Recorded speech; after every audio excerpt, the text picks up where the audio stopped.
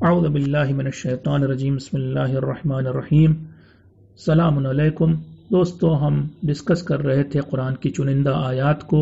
آج میں چھٹا پارہ شروع کرنے جا رہا ہوں۔ یہ پارہ شروع ہوتا ہے سورہ نساء کی آیت نمبر 148 یعنی 148 سے۔ اس میں کہا جا رہا ہے کہ اللہ کو یہ پسند نہیں کہ کوئی انسان کسی دوسرے انسان کی برائی کھلم کھلا بیان کرے۔ ہاں، اگر مظلوم ظالم کے ظلم کو سب کے سامنے بیان کرے تو کوئی بات نہیں۔ اس آیت کے بارے میں یہ کہنا چاہوں گا کہ اسلام اگر آپ غور سے دیکھیں تو چاہتا ہے کہ سماج میں لڑائی جھگڑا نہ ہو، چغل خوری نہ ہو، برائی نہ ہو، مگر اگر آپ دیکھیں تو آج کا جو سماج ہے وہ اس کا الٹا ہے۔ میڈیا اتنی دوسروں کی برائی کر رہا ہے اور اس کے نتیجے میں آپ دیکھ رہے ہیں نفرتیں پھیل رہی ہیں، انسان کا دشمن بنتا جا رہا ہے۔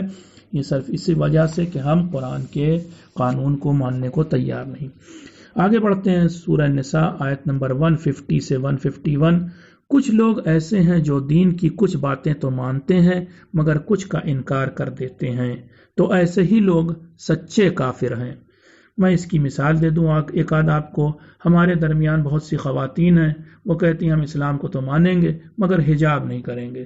یا مثلا بہت سارے مرد ہیں، وہ کہتے ہیں کہ ہم فلاں اسلام کو تو مانیں گے مگر ہم یہ جو ڈائٹری لاز ہیں، یہ کھاؤ یہ نہ کھاؤ، یہ سب نہیں مانتے۔ میں ان سب باتوں میں بلیو نہیں کرتا ہوں۔ اس طرح سے باتیں کرتے ہیں، ایسے لوگ جان لیں کہ ابھی وہ مومن نہیں ہوئے ہیں بلکہ کافر ہیں۔ نساء آیت نمبر 152۔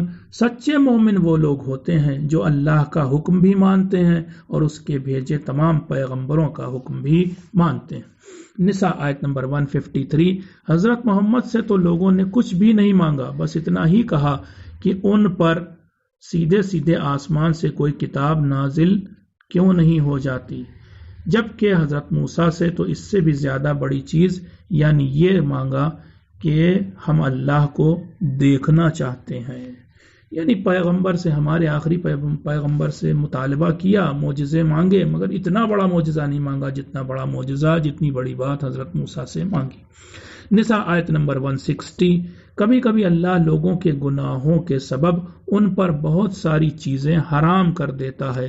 مثلا اس نے یہودیوں پر ان کے سنگین گناہوں کی وجہ سے بہت سی چیزیں جو پاک تھیں انہیں بھی حرام کر دیا تھا۔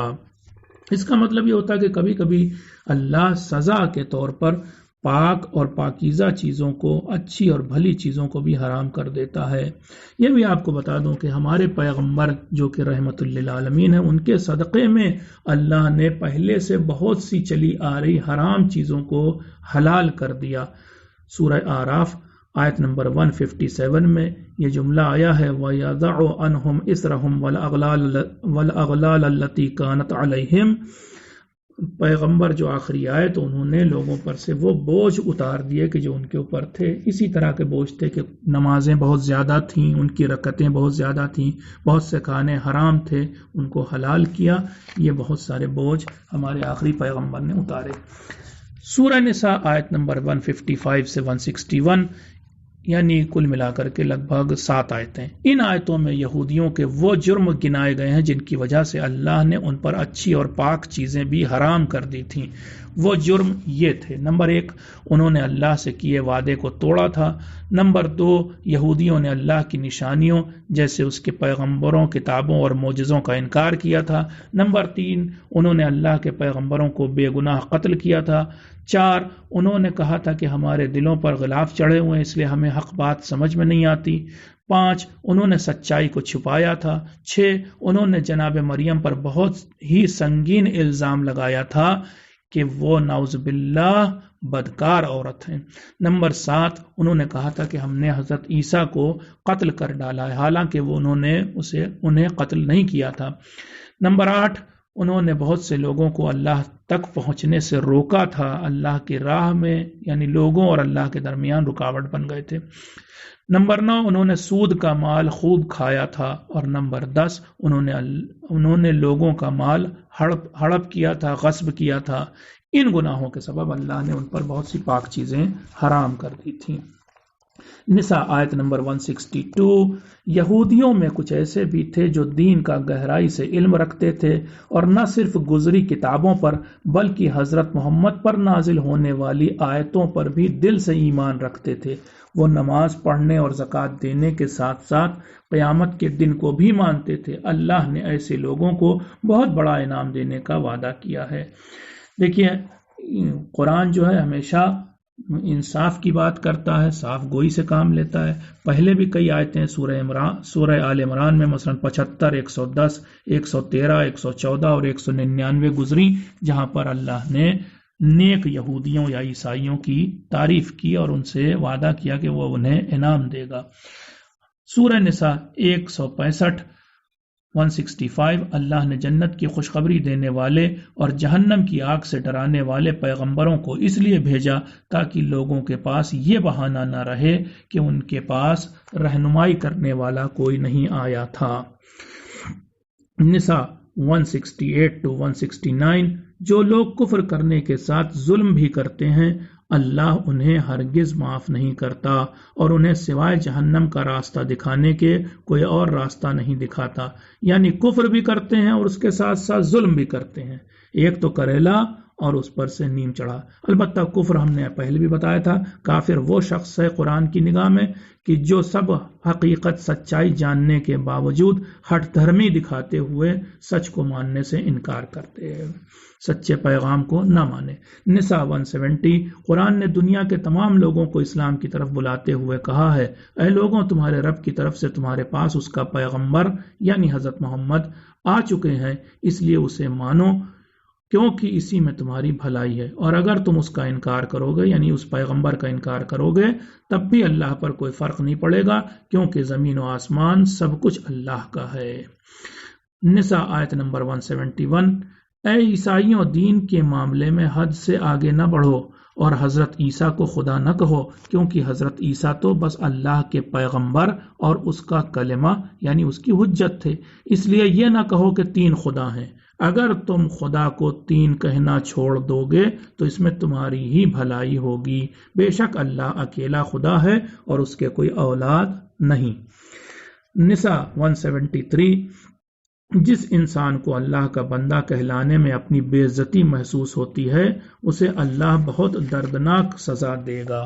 نساء 174 to 175، قرآن نے دنیا کے تمام انسانوں سے کہا ہے، اے لوگوں تمہارے پاس تمہارے رب کی طرف سے سب سے مضبوط دلیل آ چکی ہے یعنی حضرت محمد آ چکے ہیں، اور اللہ نے تمہارے پاس جگمگاتا نور یعنی قرآن بھی بھیج دیا ہے، تو جو لوگ اللہ پر ایمان لائیں گے اور حضرت محمد کا دامن تھام لیں گے انہیں جلد ہی اللہ اپنی رحمت کے سائے میں لے لے گا اور تمہیں سیدھی راہ بھی دکھائے گا۔ یہاں پر سورہ نساء کو ختم کرتا ہوں اور مائدہ شروع ہوتا ہے، 5واں سورہ قرآن کا، اس کی پہلی آیت، اے مومنو اپنے وعدوں کو پورا کیا کرو۔ یہ مومنین سے اللہ کو ماننے والوں سے کہا جا رہا ہے کہ اپنے وعدے جو وہ کریں اسے ضرور پورا کریں۔ مائدہ آیت نمبر 2، اے مومنو اللہ کی نشانیوں کی بے حرمتی مت کیا کرو یعنی ان کے احترام اور عزت میں کمی نہ کیا کرو۔ مائدہ آیت نمبر 2 پھر سے، اے مومنو نیک اور اچھے کاموں میں ایک دوسرے کی مدد کیا کرو مگر گناہ اور ظلم کے کاموں میں ایک دوسرے کا ساتھ نہ دیا کرو۔ یہ ایک اسلام کی ایک جنرل ٹیچنگ ہے کہ تعاونوا علی البر والتقوی ولا تعاونوا علی الاثم والعدوان، نیکی اور اچھے کام میں ایک دوسرے کی مدد کرو، برائی میں ایک دوسرے کی مدد نہ کرو۔ بہت سے برے کام ہے، گناہ کا کام ہے، لوگ کنسرٹ کا ٹکٹ بیچنے میں، قوالی کا ٹکٹ بیچنے میں اور اس طرح کے بہت سارے غلط کاموں میں ایک دوسرے کی مدد کرتے ہیں اور اچھے کاموں میں آگے نہیں آتے۔ مائدہ آیت نمبر 3، اے مومنو آج کافر لوگ تمہارے دین کی طرف سے مایوس ہو گئے یعنی آج انہوں نے سمجھ لیا کہ اسلام کو مٹانا ممکن نہیں۔ یہ آیت کب آئی تھی؟ وہی غدیر خم کے موقع پر، وہاں پر کہا جا رہا ہے کہ کافر آج مایوس ہو گئے اور انہوں نے سمجھ لیا کہ وہ اسلام کو مٹا نہیں سکیں گے۔ مائدہ آیت نمبر 3، اللہ کہہ رہا ہے اے مومنو آج میں نے تمہارے لیے دین کو مکمل کر دیا اور اپنی نعمت کو پورا کر دیا، اور آج میں اس بات سے راضی ہو گیا کہ اسلام اپنی موجودہ شکل میں تمہارا دین بنے۔ اس آیت کے بارے میں بھی تقریباً سبھی علماء اور مفسرین نے کہا ہے کہ یہ آیت غدیر خم کے موقع پر نازل ہوئی تھی، اور اس آیت کے سے ٹھیک پہلے حضرت محمد نے صلی اللہ علیہ وآلہ وسلم نے حضرت علی کو ولی بنایا تھا تمام مسلمانوں کا، تمام مومنوں کا، اور کہا تھا من کنت مولاہ فہذا علی مولاہ۔ اس سے آگے چلتے ہیں مائدہ آیت نمبر 5 پھر سے، اور اس میں کہا جا رہا ہے اے مومنو آج سبھی پاک اور اچھی چیزیں تمہارے لیے حلال کر دی گئیں۔ دیکھیے میں نے ابھی بات کی تھی گناہوں کے سبب بہت ساری چیزیں یہودیوں پر حرام کر دی گئی تھیں، اور دھیرے دھیرے پیغمبر نے آ کر کے بہت ساری چیزوں کو حلال قرار دیا، جائز قرار دیا۔ مائدہ آیت نمبر 5، اے مومنو آج ان لوگوں کا کھانا بھی تمہارے لیے حلال کر دیا گیا جن کو گزرے زمانے میں کتاب دی گئی تھی، یعنی یہودیوں اور عیسائیوں کا کھانا۔ البتہ یہ جان لیجئے کہ اس آیت اور اس سے متعلق بیان ہوئی حدیثوں کے مد نظر زیادہ تر علماء نے یہ کہا ہے کہ یہودیوں اور عیسائیوں کا وہی کھانا مسلمانوں کے لیے حلال اور جائز ہے جس میں گوشت، چربی، ہڈی وغیرہ کا استعمال نہ ہوا ہو، کیونکہ اسی قرآن میں دوسری جگہوں پر آئی آیتوں سے یہ ثابت ہوتا ہے کہ وہ جانور جسے ذبح کرتے وقت اللہ کا نام نہ لیا گیا ہو وہ حرام ہے، اور چونکہ یہودی اور عیسائی لوگ جانوروں کو ذبح کرتے وقت اللہ کا نام نہیں لیتے، لہٰذا وہ کھانا ان کا جو گوشت کا کھانا ہوتا ہے نان ویج، وہ سب کے سب حرام ہوتا ہے۔ ہاں ان کا ویجیٹیرین کھانا کھایا جا سکتا ہے، سبزی ترکاری والا کھانا کھایا جا سکتا ہے۔ مائدہ آیت نمبر 5، اے مومنو آج سے اچھے چال چلن والی مسلمان عورتیں تمہارے لیے حلال کر دی گئیں، اور اچھے چال چلن والی اہل کتاب عورتیں یعنی یہودی اور عیسائی عورتیں بھی تمہارے لیے حلال کر دی گئیں، بشرطے کہ تم ان کا مہر ادا کر دو اور تمہارا ارادہ پاک دامنی کا ہو، نہ کہ بدکاری کا یا پھر چوری چھپے ان عورتوں سے ناجائز رشتے جوڑنے کا۔ کسی بھی صورت میں کسی مومن اور مسلمان مرد کو یہ اجازت نہیں ہے کہ وہ مسلمان کسی عورت سے، کسی لڑکی سے، یا پھر غیر مسلم کسی لڑکی سے، چاہے یہودی ہو یا عیسائی، تو اس سے کوئی ناجائز تعلقات بنائے۔ ہاں ان سے شادی کرنا، وہ بھی یہ جو کہا گیا ہے یہودی اور عیسائی عورتیں، ان سے صرف متع کرنا جائز ہے تقریباً تمام مجتہدین کی نگاہ میں، ان سے نکاح نہیں ہو سکتا۔ مائدہ آیت نمبر 6، اے مومنو جب تم نماز کے لیے کھڑے ہوا کرو تو وضو کر لیا کرو، اور وہ اس طرح کہ پہلے چہرے اور دونوں ہاتھوں کو کوہنیوں تک دھویا کرو اور پھر سر اور دونوں پاؤں کا مسح کیا کرو۔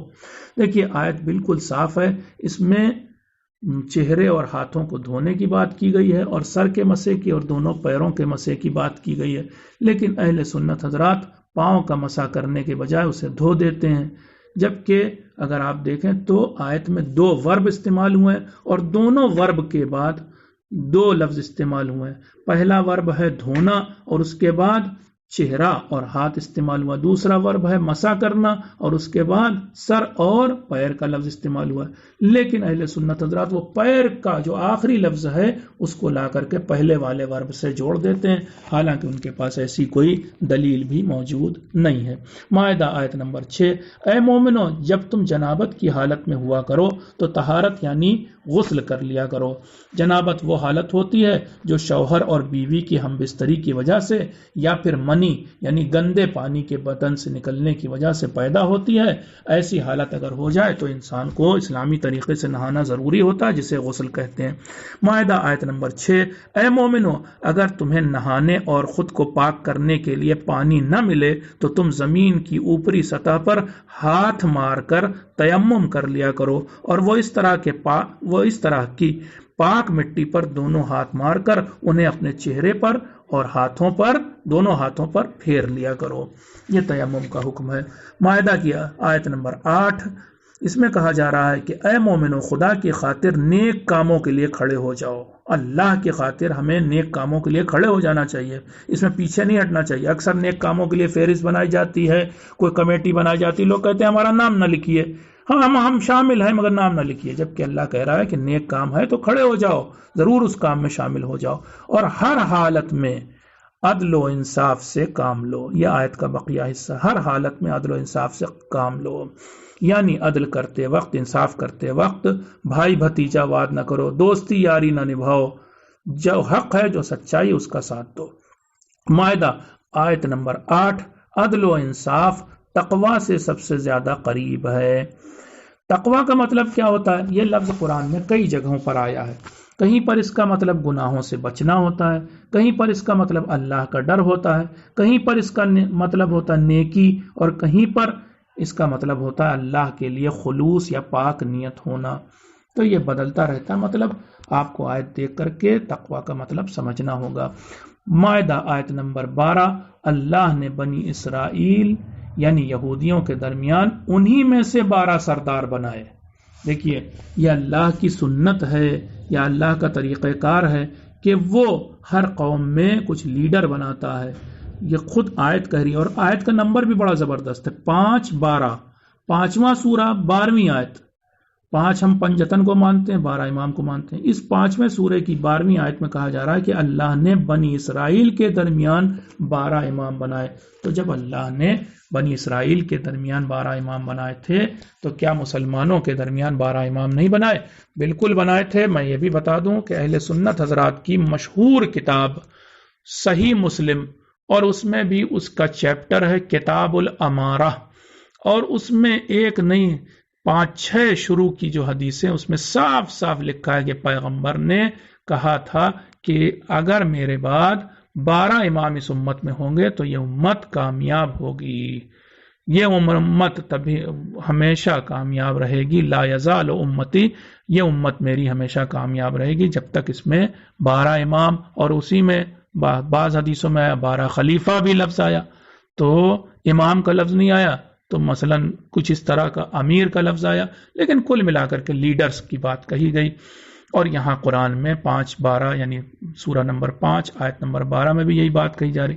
یہی ہم دکھاتے بھی ہیں اہل سنت حضرات کو، ان سے کہتے ہیں کہ دیکھو جس طرح سے جناب موسیٰ کی امت میں اللہ نے 12 امام یا 12 لیڈر بنائے تھے، 12 سردار بنائے تھے، اسی طرح ہماری بھی امت میں ہونے بھی چاہیے۔ اس ہر امت میں نبی کے جانے کے بعد کچھ نہ کچھ لیڈر بنائے اللہ نے۔ کیا ایسا گناہ ہمارے نبی نے کیا کہ ہمارے نبی کی امت میں اللہ نے کوئی لیڈر نہیں بنایا، بلکہ امت کے حوالے کر دیا کہ جو چاہے جسے چاہے چن لے؟ یہ تو عجیب سی بات لگتی ہے کہ اتنے بڑے دین کی ذمہ داری ہمارے حوالے کر دی، اب تک چنتا چلا آ رہا تھا۔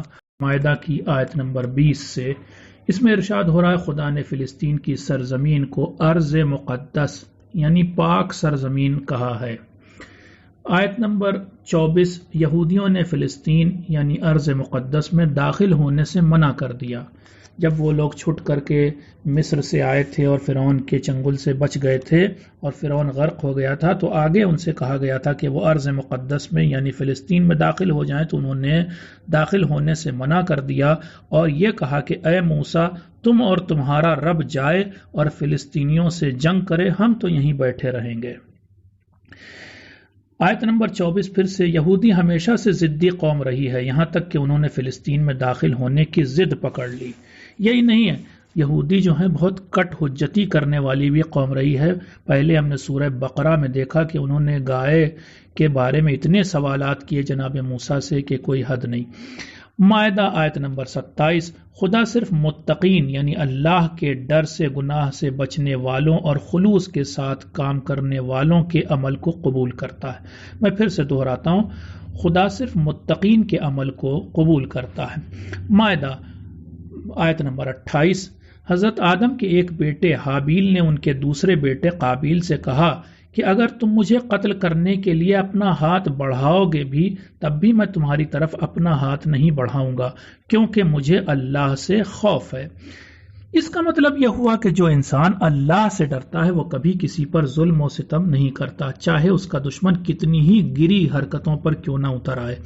دوسرے لفظوں میں اللہ والے لوگ ہمیشہ قانون سے بندھے ہوتے ہیں۔ یہ بھی بتا دوں کہ یہ ایک اسلامی پیغام ہے، لوگوں کو بتائیے کہ اسلام دہشت گردی کا مذہب نہیں بلکہ یہ قانون دیتا ہے۔ مائدہ آیت نمبر 29 بے گناہ انسان اگر قتل بھی ہو جاتا ہے تب بھی اس کی ہار نہیں ہوتی، کیونکہ وہ قاتل کو اپنے اور اس کے گناہ کا ذمہ دار بنا کر جاتا ہے۔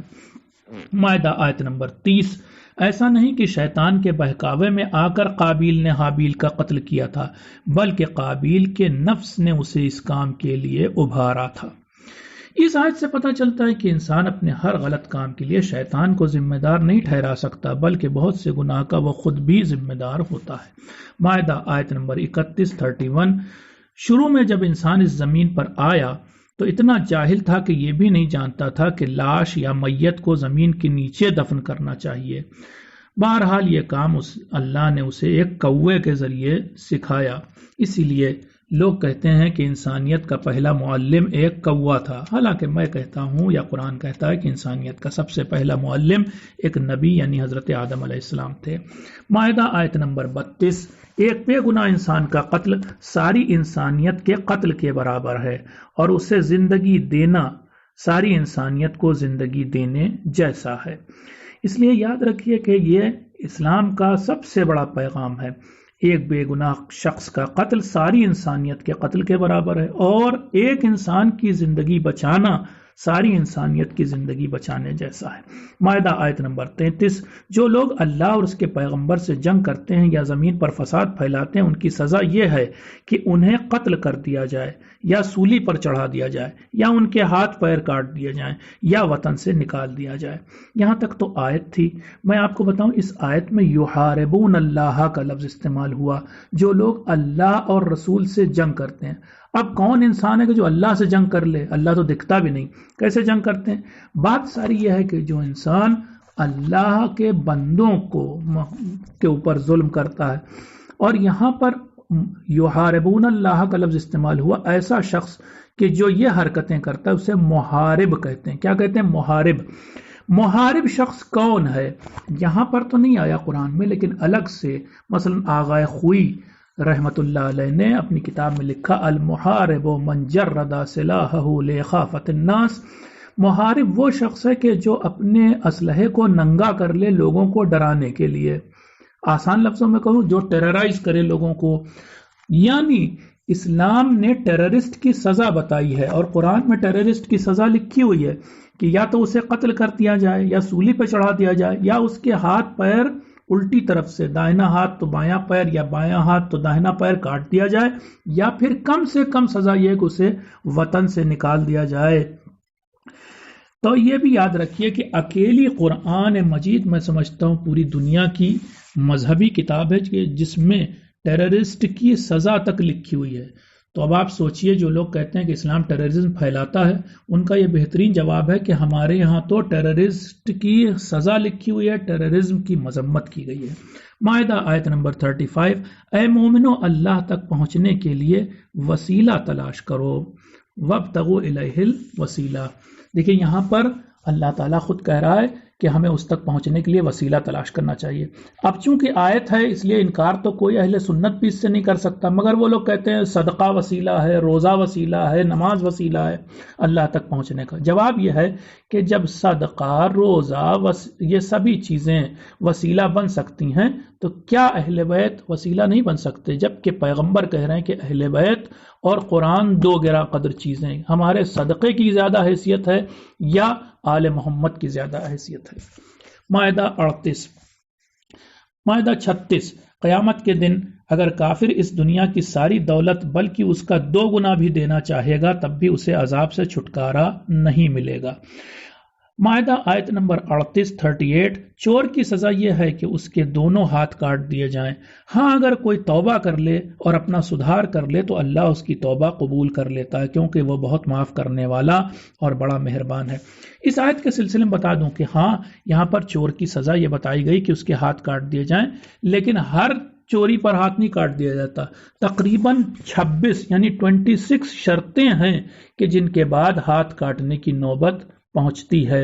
यानी ऐसे आप समझ लें कि rarest of the rare cases में चोर के हाथ काटे जाते हैं, और यह सजा भी इसलिए रखी गई ताकि लोग चोरी ना करें। मायदा 51, है मोमिनों, यहूदियों और ईसाइयों को अपना सरपरस्त न बनाओ। पहले भी ऐसी आयतें गुजर चुकी हैं, मैं उन पर रोशनी डाल चुका हूँ। मायदा आयत नंबर 52 जिन मुसलमानों के दिल में मुनाफिकत और गुलामी की बीमारी है वो यहूदियों और ईसाइयों की तरफ बड़ी तेजी से भागते हैं ताकि उनमें शामिल हो जाएं। वैसे आयत में इतना कहा गया है कि जिन मुसलमानों के दिल में बीमारी है वो यहूदियों और ईसाइयों की तरफ भागते हैं, लेकिन वो बीमारी क्या, यानी मुनाफिकत की और गुलाम ज़हन की। मायदा आयत नंबर 55, ए मोमिनों, तुम्हारा सरपरस्त तो अल्लाह है और उसका पैगंबर है, और मोमिनों में से वो लोग हैं जो रुकू की हालत में ज़कात देते हैं। इस आयत के सिलसिले में तकरीबन तमाम उलमा और मुफस्सरीन ने लिखा है कि ये आयत उस वक्त नाजिल हुई कि जब हज़रत अली अलैहिस्सलाम ने हालत नमाज में अंगूठी दी थी एक मांगने वाले को। यह मायदा की आयत नंबर 55 है, 5वां सूरा 55वीं आयत, 555 ऐसे बन जाता है। मायदा 56, जो इंसान अल्लाह और उसके रसूल और मोमिनीन को अपना सरपरस्त बनाता है वो सब पर हावी रहता है। ये भी याद रखिए कि पिछली आयत की तरह यहाँ भी अगरचे जमा का सीगा यानी मोमिनीन का लफ्ज इस्तेमाल हुआ है, मगर जानकारों ने कहा है कि मुराद सिर्फ हजरत अली हैं। कुल मिलाकर आयत का माना यह हुआ कि जो इंसान अल्लाह, हजरत मोहम्मद और हजरत अली को अपना सरपरस्त बनाएगा वो तमाम लोगों पर हावी रहेगा। मायदा 58, नमाज का मजाक वही लोग उड़ाते हैं जो नासमझ होते हैं। इसलिए आप समझ लीजिए अगर कोई नमाज का मजाक उड़ा रहा है तो वो एक जाहिल और नासमझ इंसान है। मायदा 62, बहुत से यहूदी और ईसाई गुनाह, जुल्म और हराम खोरी की तरफ दौड़ पड़ते हैं। देखिए पहले बहुत सारी अच्छाइयाँ भी कुरान ने यहूदियों और ईसाइयों की बयान की, यहाँ पर बता रहा है कुरान कि वो गुनाह और जुल्म और हराम खोरी की तरफ दौड़ पड़ते हैं। कुल मिलाकर के इस कुरान का एटीट्यूड और रवैया बहुत बैलेंस्ड है, जो उनमें अच्छाई वो भी बयान कर रहा है, जो बुराई वो भी बयान कर रहा है। मायदा 63, यहूदी किसी को बुरा भला कहने से नहीं चूकते, यहाँ तक कि वो अल्लाह को भी कंजूस कहते हैं। मायदा 63, यहूदी हमेशा दुनिया में फसाद फैलाने के चक्कर में रहते हैं। हर किस्म का फसाद, लड़ाई झगड़ा हो, बेहयाई हो, बदचलनी हो, बीमारियों का फैलाना हो, नेमतों की बर्बादी हो, तबाही हो, लोगों पर जुल्म हो, वगैरह वगैरह। मायदा आयत नंबर 66, अगर यहूदी और ईसाई असली तौरात और इंजील पर अमल करते रहते तो अल्लाह भी उन्हें नेमतों से मालामाल कर देता। मायदा 66, यहूदी और ईसाई में कुछ भले लोग भी पाए जाते हैं, इन दोनों में, ईसाइयों में और यहूदियों में। फिर से देखिए कुरान ये साफ बात बता रहा है, बैलेंस्ड व्यू है कुरान का कि अच्छे लोग भी उनमें पाए जाते हैं। मायदा 67, ए रसूल, वो पैगाम लोगों तक पहुंचा दीजिए जो अल्लाह की तरफ से आप तक पहले ही उतारा जा चुका है। ख्याल रहे कि अगर आपने ऐसा नहीं किया तो गोया आपने अपने रब का कोई पैगाम नहीं पहुंचाया। ये वही आयत है कि जो गदीर के मौके पर आई थी और जिसके बाद हज़रत अली अलैहिस्सलाम ने जिसके बाद पैगंबर इस्लाम ने हज़रत अली अलैहिस्सलाम की विलायत का ऐलान किया था और मन कुन्तु मौलाहु फहाज़ा अलीउन मौलाह कहा था। मायदा 69, मोमिनों के अलावा अगर यहूदियों, ईसाइयों और सितारा परस्तों में भी कोई इंसान अल्लाह और क़यामत को मानता होगा तो वो भी क़यामत के दिन होने वाले पछतावे और डर से बचा रहेगा। फिर से काबिल तवज्जो बात है, मैंने कहीं पर पिछले एपिसोड्स में कहीं कहा कि बहुत इंपॉर्टेंट आयत है। इंपॉर्टेंट का मतलब ये ना समझिए कि बाकी आयतें जो हैं वो इंपॉर्टेंट नहीं है। इंपॉर्टेंट का मतलब कभी कभी मेरे कहने का ये होता है कि काबिल तवज्जो है, ज़्यादा तवज्जो दीजिए इस पर। तो ये आयत भी ज़्यादा तवज्जो देने लायक है कि कुरान का फिर व्यू बहुत बैलेंस्ड है। मायदा 70, पैगंबरों की लाई बातें जब लोगों के मिजाज के मुताबिक नहीं होती थीं तो लोग उनका इनकार कर देते थे, यहाँ तक कि पैगंबरों को कत्ल भी कर डालते थे। यानी इंसान कुल मिलाकर के ऐसे ज़्यादातर इंसान ऐसे हैं कि जो भी बात उनकी पसंद के खिलाफ की जाती है वो उन्हें बड़ी नागवार गुजरती है और कभी कभी तो मारकाट को वो तैयार हो जाते हैं। मायदा 72, जो लोग कहते हैं कि ईसा खुदा हैं वो काफिर हैं। مائدہ 72 پھر سے، جو انسان شرک کرتا ہے اس پر جنت حرام ہو جاتی ہے۔ دیکھیں، جنت میں جانے کی سب سے پہلی شرط یہ ہے کہ انسان مومن ہو، یعنی اللہ کو مانتا ہو، روز قیامت کو مانتا ہو، اس کے پیغمبروں کا اقرار کرتا ہو، موٹی موٹی تمام جو چیزیں قرآن میں بیان ہوئی ہیں وہ سب مانتا ہو۔ مائدہ 75، حضرت عیسیٰ صرف اور صرف اللہ کے پیغمبر تھے، اس کے سوا کچھ بھی نہیں تھے، یعنی اگر ان کو بیٹا کہا جائے یا کچھ اور کہا جائے وہ صحیح نہیں ہے۔ قرآن کہہ رہا صرف اور صرف پیغمبر تھے۔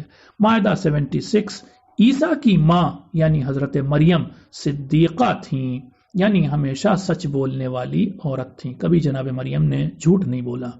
مائدہ 78 79، یہودیوں میں سے جو لوگ کافر ہو گئے تھے یعنی اللہ کے حکم کے مخالف بن گئے تھے، ان پر حضرت داؤد اور حضرت عیسیٰ نے لعنت کی تھی، کیونکہ وہ لوگ نمبر 1 گناہ کرتے تھے، نمبر 2 اپنی حدیں پار کر گئے تھے، نمبر 3 دوسروں کو برائی سے نہیں روکتے تھے۔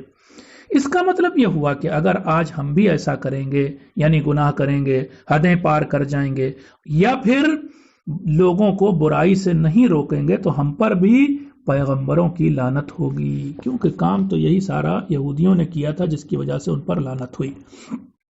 مائدہ 82، مسلمانوں کے سب سے بڑے دشمن یہودی اور مشرک لوگ ہیں، جبکہ عام طور پر مسلمانوں سے سب سے زیادہ محبت رکھنے والے لوگ عیسائی ہیں۔ اس آیت پر پھر سے دھیان دیجئے، میں پھر سے پڑھتا ہوں، مسلمانوں کے سب سے بڑے دشمن یہودی اور مشرک لوگ ہیں، جبکہ مسلمانوں سے سب سے زیادہ محبت رکھنے والے لوگ عیسائی لوگ ہیں۔ کاش ہم نے ان آیات پر پہلے بہت زیادہ توجہ کی ہوتی اور ہم اس حساب سے عمل کرتے تو ہمیں زیادہ بہتر نتائج ملتے جیسے نتائج ہمیں آج ملے ہیں۔ ان الفاظ کے ساتھ میں یہیں پر 6ویں پارے کو ختم کرتا ہوں۔ انشاءاللہ کل ہم لوگ 7ویں پارے کے بارے میں بات کریں گے۔ آپ سے گزارش ہے کہ آپ حضرات ان مصیبت کے ایام میں تمام لوگوں کے لیے دعا کیجئے، پھر سے گزارش کر رہا ہوں، اور خاص طور سے ان لوگوں کے لیے دعا کیجئے جو بیچارے اپنی جان ہتھیلی پر رکھ کر مریضوں کا، کورونا وائرس سے متاثر مریضوں کا علاج کر رہے ہیں، اور جن کے پاس افریقہ یا غریب ملکوں میں، حتیٰ کہ ہمارے جیسے ملکوں میں بھی اپنے بچاؤ کے لیے سارے پروٹیکٹیو گیئرز نہیں ہیں۔ اللہ ان کے اوپر پروٹیکشن اپنا ڈال دے، اپنا ایک خاص لباس، اپنی ایک خاص زرہ انہیں پہنا دے کہ جس کی وجہ سے انہیں کوئی انفیکشن نہ لگنے پائے۔ اللہ تمام دنیا کے نیک انسانوں پر اپنی رحمت نازل کرے، سب کے رزق میں اضافہ کرے، سب کو ذہنی، جسمانی اور روحانی سکون عنایت فرمائے، اور آخر میں آپ سے یہ دعا ہے کہ تمام مومنین و مومنات کے لیے جو گزر گئے ان کے لیے ایک سورہ فاتحہ پڑھ دیجئے گا۔ والسلام علیکم ورحمۃ اللہ وبرکاتہ۔